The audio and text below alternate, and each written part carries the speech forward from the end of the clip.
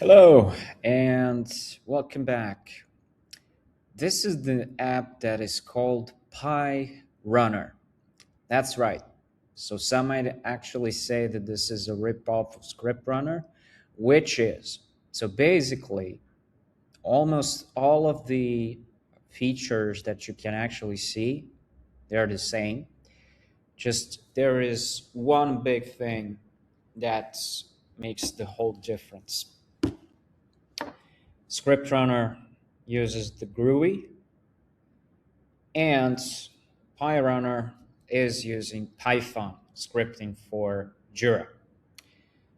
Why is this good? Because generally Python is easier than Groovy in terms of syntax, in terms of the amount of code that is needed to actually write in order for some scripts to actually be executed.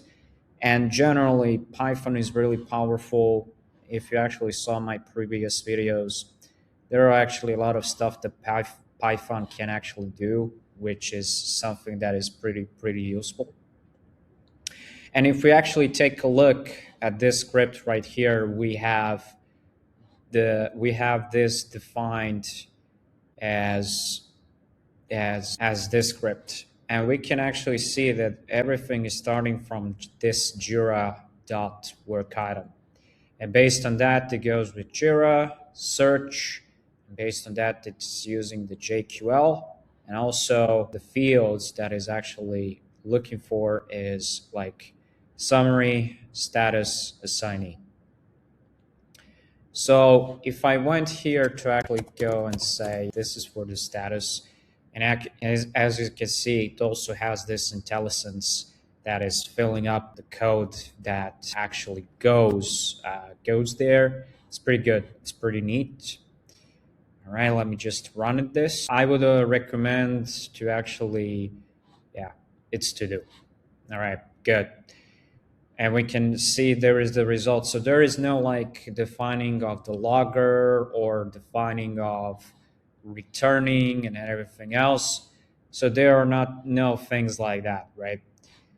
And there is like field lookup, and we can actually see from here how this is actually being read into Python itself. So this is how the Python is actually reading that.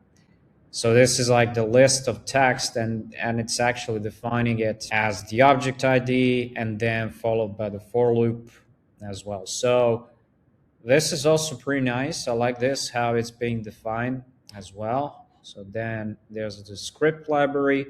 The script library is the same like in the script runner. Basically, this is where you store all of your possible scripts, just like a folder. And you also have the listeners themselves. And from here, you have some things like work item created, updated, mentioned. And from there, you're defining and saying, okay, what is actually happening? Pretty much the same, just like in the script runner. So there are actually also some of the templates in here. So welcome new work items. Thanks for raising this, for example. Start work when someone is assigned. So that is also an option. Auto assign you new bugs and everything else. Label with urgent comments. So basically, this is what is happening. Runs when the comment is added or edited.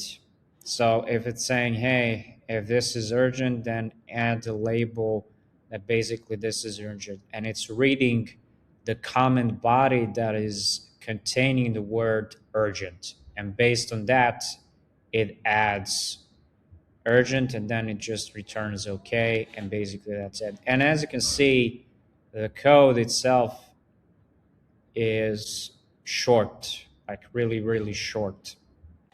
And that's actually pretty good. Followed by the behaviors. If we actually take a look at the behaviors as well, as you can see, the code is also something that is easy. And as you can see, it's much more readable.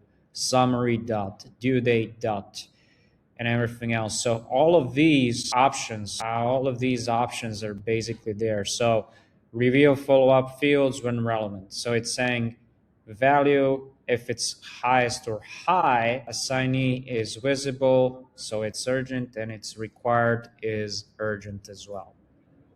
So those are that is how you can define your behaviors as well. You also have the scheduled jobs. There are some scripts in here: daily stand-up, digest, weekly workload, the teammate, and you can actually have all of that. So that is upon work that has gone quiet. Basic what this means that in some days, for 14 days, nothing was actually happening, and it's in the status category of done. And not if nothing is actually in there, so if there are no comments in there whatsoever, it's going to say, hey, you just need to add some of the things in here. Some of the duplicate, and we saw it also uses the lambda function. There's a scripted field, for example, and from here it's saying who is owning this days open. So how many days the specific work item has been open. Last common date, due date, health, times reopened. So basically, and as you can see from here, if you already know the basics of the Python itself, it's not going to be a big deal. So yeah, it's going to be, there's Jira workflows in here that you can define. And from there, you can actually do some more of the stuff. So there is option for the logs as well, what is actually happening. There is the documentation, which is something that is nice. So this is from the Palace apps, and they have pretty interesting documentation in here. Yeah, as you can see, basically everything is being shown in here. Nothing is needed to be added. So, all right, so from here, it even gives you, when you're starting, write Python without leaving Jira. This is actually great, because before, what you had to do is, of course, go into the Visual Studio Code, go to PyCharm or something else, write down your own Python code, but you needed three things. You actually needed to include the URL, you also needed to include the email address, and you also needed to include your API token. Now that API token is also in the plain text, which is not really that secure.